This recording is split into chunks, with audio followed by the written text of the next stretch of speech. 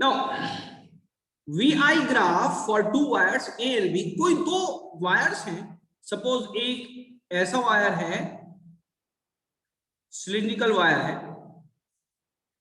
Shown in the figure, तो VI characteristic बता रखी है, ये A वायर की बता रखी है, ये B वायर की बता रखी है। If both wires of same length, दोनों की लेंथ कैसी है, दोनों की लेंथ सेम है, इसकी भी लेंथ L है, एंड सेम थिकनेस, यानी यहां पर जो एरिया है और इसका जो एरिया है, चाहे डायामीटर है चाहे इसका डायामीटर है, ये दोनों सेम है। लेकिन जब इनकी VI कैरेक्टरिस्टिक बनाई तो ये सपोज A मटेरियल है, सपोज ये A है, तो इसकी जो ग्राफ के कैरेक्टरिस्टिक बनी, सपोज ये बनी, और सपोज ये B वायर है, इसकी जो बनी वो दूसरी वाली बनी, इसकी ये वाली बनी।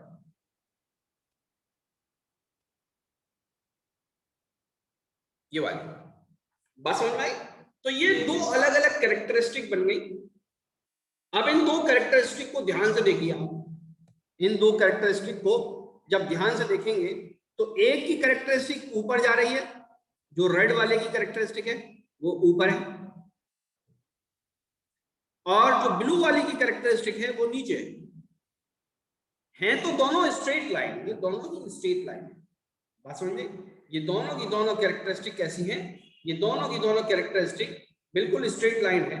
लेकिन स्ट्रेट लाइन होने के बावजूद ये दोनों अलग अलग हैं, इसका जो स्लोप है वो ज्यादा है और इसका जो स्लोप है वो कम है। लेकिन साथ के साथ ये बात याद रखिए कि यहां पर करंट है और यहां पर वोल्टेज है। हमसे ये पूछा है कि दोनों मटेरियल का, दोनों मटेरियल की किसकी रेजिस्टिविटी ज्यादा है। इसकी अगर रेजिस्टिविटी लिखें तो इसकी हम लिखते हैं सपोज रो ए, और जब दूसरे मटेरियल की रेजिस्टिविटी लिखेंगे तो इसकी लिखेंगे रो बी। ये दो अलग अलग मटेरियल्स, लेंथ सेम है, दोनों का रेजिस्टेंस अलग अलग होगा। किसका रेजिस्टेंस अलग? इसका रेजिस्टेंस R1, इसको मैं राइट से ही लिखता हूं। पहले मैं यहां पर सब चीजें मिटा देता हूं, जितनी भी मैंने बना रखी है ये सब चीज मैं मिटा दूं। ओके, ये रेड वाला वायर है और दूसरा वाला ब्लू वाला वायर। ओके, दोनों की रेजिस्टिविटी अलग है। जो इसकी रेजिस्टिविटी है वो सपोज रो बी है, और जो रेड वाले की है इसकी रेजिस्टिविटी रो ए है, राइट। ए वाले का डायमीटर डी है, एरिया ए है, लेंथ एल है। जो हमारा बी वाला है इसका डायमीटर बी डी है, एरिया ए है, लेंथ एल है। ये दोनों चीजें गिवन है, ठीक है। बात आप लोग सुन रहे हैं ना सब? आप लोग सुन रहे हैं? ठीक है, यस सर। पूछा क्या है हमसे? पूछा क्या है हमसे? कंपैरिजन पूछा है, कंपैरिजन इन रेजिस्टिविटीज, ये हमसे पूछा है। This is the question. यानी हमसे ये पूछा है कि रो ए बड़ा है या रो बी बड़ा है, या कहिए इन दोनों का रेशियो कितना है। ठीक है, इन दोनों का रेशियो कितना है, कौन सा बड़ा है। सबसे पहली बात, इसका जो रेजिस्टेंस है रेड वाले का जो रेजिस्टेंस है वो है आर ए, और जो ब्लू वाले का रेजिस्टेंस है ये है आर बी। तो आप रेजिस्टेंस का फॉर्मूला लिखिए। सबसे पहले क्या लिखिए? रेजिस्टेंस का फॉर्मूला लिखिए। रेजिस्टेंस का फॉर्मूला क्या होता है? रेजिस्टेंस का फॉर्मूला होता है R is equal to rho L upon A। This is the formula of resistance. अब रेड वाले का अगर रेजिस्टेंस लिखेंगे R A is equal to rho A L A upon A। ठीक है, मैं L A लिख देता हूं, यहां पर A A, ताकि आपको कंफ्यूजन हो। अगर ब्लू वाले का रेजिस्टेंस लिखेंगे तो होगा R B is equal to rho B into L B upon A B. इसको हम लिख देते हैं ए बी और इसको लिख देते हैं एल बी। आप लोग समझ रहे हैं, मेरे साथ साथ चल रहे हैं। अब क्वेश्चन ये होता है कि आपको ये ग्राफ के जरिए क्या चीज दे रखी है, आपको इस ग्राफ में कौन सी इंफॉर्मेशन छुपा के दे रखी है। कोई मुझे बता सकता है क्या दे रखा है इस ग्राफ के अंदर, और ऐसी चीज जिस पर हमने बात नहीं करी। स्लोप, स्पीड, करंट, स्पीड नहीं बेटा, यहाँ पर ये वोल्टेज और करंट है। एक वोल्ट बढ़ रहा है सर। आप अपना माइक जो है ना, माइक जरा ठीक करवाइए। आप जब भी माइक ऑन करते हैं सर इसमें हाँ, जो जिसका मतलब वोल्ट के और ज्यादा मतलब झुकाव होगा उसी का मतलब दिया हुआ है, मतलब वही उसी का हाई रेजिस्टिविटी होगा। इसमें बेसिकली रेजिस्टेंस का कंपैरिजन दे रखा है। रेजिस्टेंस का क्या दे रखा है हमें, रेजिस्टेंस का कंपैरिजन दे रखा है कि रेजिस्टेंस किसका ज्यादा है, रेजिस्टेंस किसका ज्यादा है। तो रेजिस्टेंस किसका ज्यादा होता है,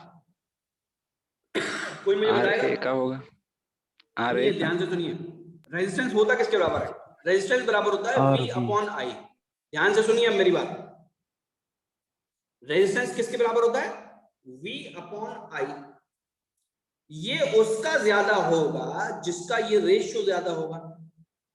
यानी अगर हम करंट को 1 एम्पियर पर सेट कर दें तो जिसका वोल्टेज ज्यादा होगा उसी का रेजिस्टेंस भी ज्यादा होगा, या कहिए वोल्टेज ड्रॉप ज्यादा होगा। ये बात समझ में आ रही है या नहीं आ रही?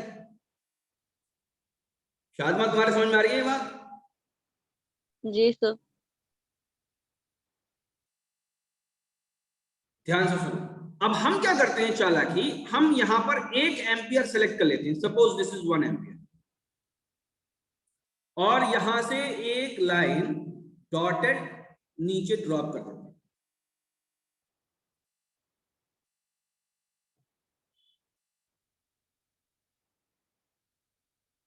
बात समझ में आई? अब यहां पर देखिए, ये हमें कोऑर्डिनेट, ये हमें पॉइंट किसका मिला, ये हमें बी का मिला, ये वोल्टेज VB है। और ये पॉइंट किसका मिला, ये पॉइंट हमें मिला ए का, ये पॉइंट VA है, यानी रेड वाला। तो वोल्टेज किसका ज्यादा है अगर करंट कॉमन हो गया तो? वोल्टेज रेड वाले का ज्यादा है। बात समझ में आई या नहीं भाई? आ रही है बात समझ में या नहीं? Yes yes sir, yes sir. तो रेजिस्टेंस किसका ज्यादा होगा, रेजिस्टेंस भी इसका ज्यादा होगा। समझ में बात आ रही है? रेजिस्टेंस भी RA का ज्यादा होगा। अच्छा, ये दोनों चीजें और यहां पर ये दोनों चीजें, ये दोनों बराबर हैं, LA LB के बराबर है और AA AB के बराबर है। तो इस फॉर्मूले को, रेड के लिए जो हमने फॉर्मूला लिखा है, इसको हम ऐसे लिख सकते हैं या नहीं लिख सकते? RA is equal to K rho A, और ब्लू वाले के लिए हम लिख सकते हैं RB is equal to K rho B।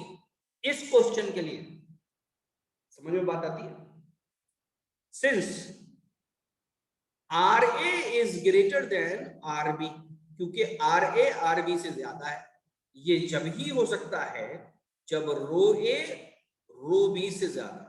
This is the answer. कितने लोगों को समझ में आ गया आंसर? एक बार और समझाएं सर थोड़ा। नहीं आया सर अभी। एक बात सर और, ये ग्राफ पे जो चीज बता रहा हूं मैं वो समझ में आ रही है तुम्हारे? एक मिनट, कोई फोन आ रहा है। हाँ हेलो, वाले, हाँ हाँ बोलिए।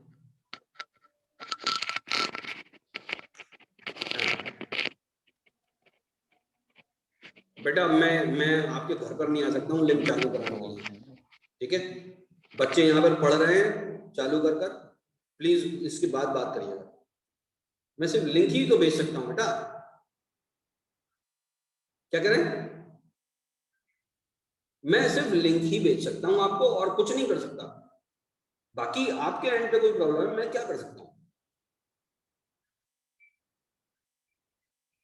बेटा टाइम उस पर लिखा हुआ है, क्लास ऑलरेडी चल रही है, प्लीज डोंट डिस्टर्ब मी, ठीक है?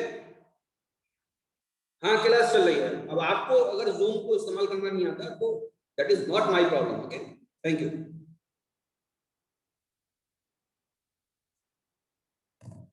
ओके, देखो ध्यान से सुनो, ये जो मैं आपको समझा रहा था ग्राफ पे, ये समझ में आ गया आपको?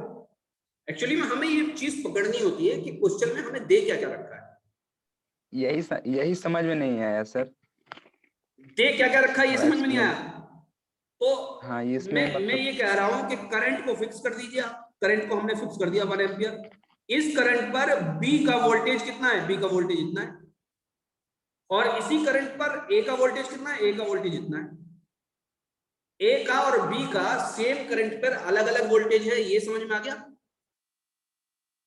Yes sir. यस। किसका वोल्टेज ज्यादा है? ए का। ए का ज्यादा है। अब इस फॉर्मूले पर आ जाओ, जिसका वोल्टेज ज्यादा होगा उसका रेजिस्टेंस ज्यादा होगा या नहीं होगा? क्योंकि हमने इसको फिक्स कर दिया है, करंट को फिक्स कर दिया। बोलो ना, समझ में आया या नहीं आया? Yes sir, yes sir. आ गया? अब रेजिस्टेंस किसका ज्यादा है? ए का, इस वाले का, रेड वाले का रेजिस्टेंस ज्यादा है। ये चीजें LA अपॉन AA और LB अपॉन AB ये बराबर है, ये गिवन, ये क्वेश्चन में दे रखा है, लिखा हुआ। कहां पे दे रखा है बता रहा हूं, देखो ये दे रखा है VI graph for 2 wires A and B shown in the figure if both wires are of same length and same thickness। ये दे रखा है, लेंथ और थिकनेस दोनों की सेम है, तो दोनों के लेंथ और थिकनेस का रेशियो भी सेम होगा। बात समझ में आ गई कि नहीं आ गई? यस यस सर, यस तो सर। इन दोनों फॉर्मूले को हम ऐसे लिख सकते हैं या नहीं लिख सकते?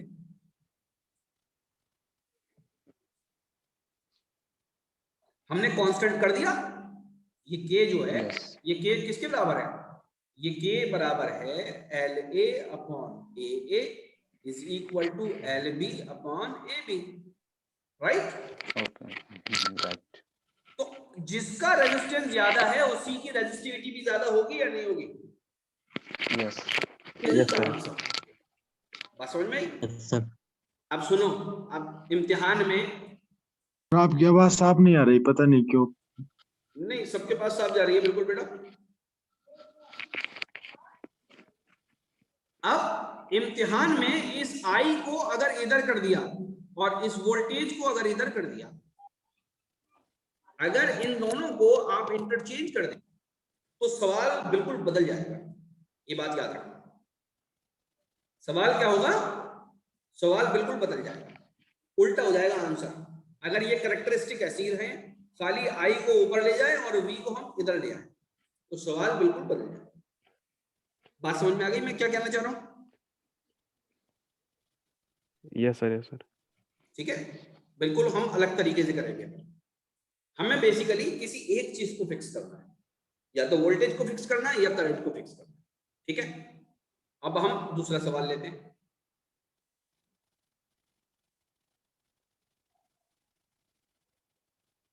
अब एक ये वाला सवाल है, इसको भी करेंगे।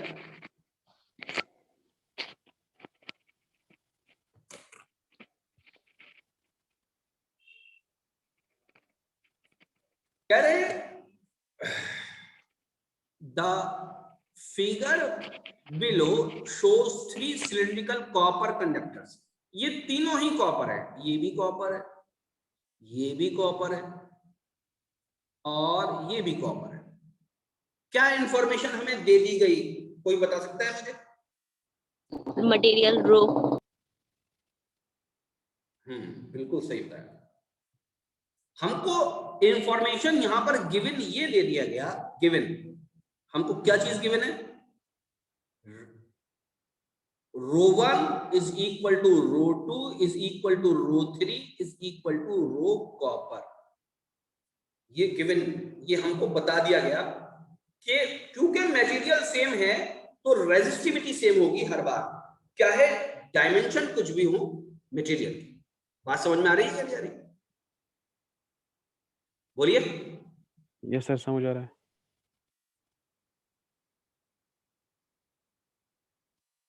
क्लियर हो गया या नहीं हो गया? Yes sir, yes sir. Yes sir. Okay, अब दूसरी बात क्या बता रहा, along with their faces, along with their face areas and length, discuss in which geometrical shape the resistance will be highest. यानी अगर इसका रेजिस्टेंस R1 है, इसका रेजिस्टेंस R2 है, इसका रेजिस्टेंस R3 है, तो कौन सा R1, R2 और R3 में से कौन सा रेजिस्टेंस सबसे ज्यादा है, ये हमसे पूछा है। बात समझ में आ गई? ठीक है, बहुत ही सिंपल इसको तरीका है करने का, इसके साइड में कर रहा हूं। देखो, इसको मैं रेड से करूंगा, इसको मैं ब्लू से करूंगा, इसको मैं ग्रीन से करूंगा। अब मैं रेड को सिलेक्ट करूंगा। अगर मुझे R1 निकालना है, वो किसके बराबर होगा? रो लेंथ, लेंथ कितनी है? L है, और A कितना है? एरिया A, ये गिवन है, और लेंथ ये गिवन है। ये तो R1 निकला। और रो किसके बराबर है? इसको रो कह देते हैं हम, रो इज ए कांस्टेंट। अब मैं R2 निकालूंगा, R2 मैं ब्लू से निकालूंगा, ये R2 कैलकुलेट कर रहा हूं। R2 किसके बराबर होगा? रो लगेगी। लेंथ कितनी है? लेंथ है 2L, और एरिया कितना है? A/2। तो ये 2 ऊपर चला जाएगा और ये हो जाएगा 4ρL, 4ρL अपॉन A। बात समझ में आ गई या नहीं? ठीक है सर। अब मैं तीसरे का रेजिस्टेंस निकालूंगा, R3 निकालूंगा। R3 किसके बराबर होगा? रो तो लगेगा ही। लेंथ कितनी है? L/2, और एरिया कितना है? Into 2A। तो ये हो जाएगा 1/4ρL अपॉन A। अब मुझे कोई बताएगा किसका सबसे ज्यादा रेजिस्टेंस है? R2 का सबसे ज्यादा। R2 का। R2 is greater than R1 is greater than R3। ये आपकी ऐसे सवाल बन के आ जाएगा। R2 is less than R1 is less than R3। R2 is greater than R1 is greater than R3। R3 is greater than R1 is greater than R2। R1 is greater than R2 is greater than R3। ऐसे सवाल बन के आ जाएगा B पर, ये answer. समझ में आ गई बात?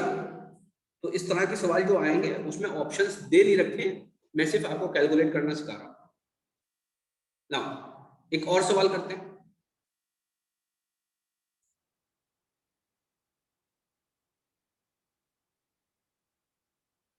ये सवाल है, अभी इस सवाल के बराबर हम हुए नहीं है। अब हमें इस तरह के सवाल करने हैं। ये आपको स्क्रीन पे दिख रहा है? Yes sir. Yes sir. ये आपको स्क्रीन पे दिख रहा है? हमें इस तरह के सवाल अभी करने हैं। इसके लिए हमें वोल्टेज डिवाइडिंग रूल और करंट डिवाइडिंग रूल समझना पड़ेगा। इसके लिए हमें क्या समझना पड़ेगा? करंट डिवाइडिंग रूल और वोल्टेज डिवाइडिंग रूल। हालांकि ये अभी भी हो जाएगा, ऐसे करने में भी हो जाएगा, लेकिन मैं आपको बिल्कुल सिस्टमेटिक तरीके से कराना चाहता हूँ। मैं आपको बिल्कुल सिस्टमेटिक तरीके से कराना चाह रहा हूँ, और वो जो तरीका होगा वो आगे बहुत काम आएगा। बात समझ में? तो वोल्टेज डिवाइडिंग रूल और करंट डिवाइडिंग रूल इसके जरिए कराना चाहते हैं, इसके जरिए कराना चाहता हूं मैं सवाल। फिलहाल मैं आपको ये सवाल बिना वोल्टेज डिवाइडिंग रूल या करंट डिवाइडिंग रूल के कराता हूं। बहुत ही सिंपल सवाल है, इसको जरा ध्यान से देख लीजिए। सब लोगों को सवाल नजर आ रहा है? Yes sir. ठीक है, ध्यान से देखिए। कह रहे find the current drawn from the battery by the network for 4 resistors shown in the figure। ये 4 रेजिस्टर है, 1 2 3 and 4। Suppose current drawn by the battery, तो ये जो करंट की बड़ी वाली डंडी होती है ना, ये बड़ी वाली लगी है, हमेशा आप करंट को इससे निकलता हुआ बनाइए। कैसा बनाइए? इससे बाहर जाता हुआ, इससे बाहर जाता। Suppose it is current I, कौन सा करंट है ये? Suppose it is current I. बात समझ में? ऐसे करंट मत बनाइए, छोटी डंडी में से निकलता हुआ मत बनाइए, आप बड़े वाले टर्मिनल में से निकलता हुआ बनाइए। ठीक है, ये बात क्लियर हो गई? अब ध्यान से देखिए, अब मैं थोड़ा सा यहाँ पे मिटा रहा हूं ताकि आपको समझ में आ जाए, चीजें क्लियर हो जाए। क्या मुझे कोई ये बता सकता है कि एक ये रेजिस्टेंस, एक ये रेजिस्टेंस, एक ये रेजिस्टेंस, ये सीरीज में कनेक्टेड है या पैरेलल में कनेक्टेड है? कोई मुझे बता सकता है? सीरीज में सर, सीरीज में। इसका कंसेप्ट मैं बता चुका हूं आपको कि ये सीरीज में होंगे या पैरेलल में होंगे। अरमान तुम बताओ काय में कनेक्टेड है ये? अरमान बताओ। सीरीज में सर, सीरीज में। अच्छा सिराज तुम बताओ काय में कनेक्टेड है? सीरीज में सर। कैसे पता लगा? बहुत सिंपल बात, ध्यान से सुनो। देखो यहां से चले हम, यहां से इधर की तरफ चले, ये पॉइंट आया, ये कहीं और गया नहीं, ये कहीं और गया नहीं, ये सीधा यहां से घूम के दूसरे रेजिस्टेंस में कनेक्ट हो गया, और फिर ये वाला पॉइंट आया, ये भी कहीं गया नहीं, ये यहां पे कनेक्ट हो गया। अब देखो ये यहां तो गया इधर की तरफ, लेकिन ये इधर भी चला गया, तो ये रेजिस्टेंस और ये रेजिस्टेंस सीरीज में नहीं है, लेकिन ये तीनों सीरीज में। समझ में बात आई? ये तीनों रेजिस्टेंस सीरीज में, जो मैंने येलो कर दिया। समझ में आई बात? ये तीनों रेजिस्टेंस जिनको अब मैं पिंक कर रहा हूं, ठीक है, ये तीनों रेजिस्टेंस सीरीज में। इन सीरीज रेजिस्टेंस को जोड़ दीजिए आप, तो यहां से लेकर इस वाले पॉइंट से लेकर और इस वाले पॉइंट तक सर्किट को मैं ऐसा बना सकता हूं या नहीं? ध्यान से देखना, ये 10 और 10 और 10 30 हो गए, इनके नीचे 1 और 10 आ गया, अरे ये कहां चला गया, इनके नीचे 1 और 10 आ गया 10, और ये आ गई बैटरी, और ये आपकी जॉकी है। तो आप इसको लगाइए या मत लगाइए, कोई अभी न्यूमेरिकल पे कोई फर्क नहीं पड़ता, तो हम आपको ऐसे ही कनेक्ट करें। ये बताओ, ये बात समझ में आ गई? ये हमसे आई पूछा है अभी, क्लियर हो गया? ये 3 वोल्ट है, ये कितने वोल्ट है? 3 वोल्ट है, और हमसे ये आई पूछा है। तो ये बताओ, ये जो मैंने बनाया है, ये सर्किट जो बनाया है, ये समझ में आ गया या नहीं आ गया? आ गया sir. Yes sir, yes Yes, sir. ठीक है, रिड्यूस करके बनाया, ये मैंने इससे ऐसे रिड्यूस कर। अब ये बताओ, ये 30 और 10 ये कैसे कनेक्शन है? सीरीज है, पैरेलल है, या कुछ भी नहीं है? पैरेलल। कैसे निकालेंगे? फौरन दिल में कर लेंगे, 30 × 10 अपॉन 30 + 10, ये हो गया 300, ये नीचे हो गया 40, 1 0 0 से कट गया, 30/40 हो गया 15/2। बताओ बात समझ में आ गई या नहीं आ गई? Yes sir. यस सर, आ गई। Yes sir. 15/2 यानी हो गया 7.5। तो हम अब एक नया सर्किट बना देंगे, 15/2, और वोल्टेज कितना? वोल्टेज है 3 वोल्ट, और ये करंट हमें निकालना है। अब बहुत आसान हो गया सवाल। करंट, अब देखो, जब एक वोल्टेज हो जाए और एक रेजिस्टेंस हो और एक करंट हो, तो हम ये वाला फॉर्मूला लगा सकते हैं, ओम्स लॉ वाला, V = IR। याद रखो, फिर रिपीट कर रहा हूं मैं, ये फॉर्मूला सिर्फ जब ही लगाएंगे जब एक वोल्टेज हो जाए, एक ही करंट हो, एक ही रेजिस्टेंस हो। इससे पहले तक ये 2 रेजिस्टेंस थे, ये रेजिस्टेंस 2 थे, इसलिए हम इस फॉर्मूले को नहीं लगा रहे।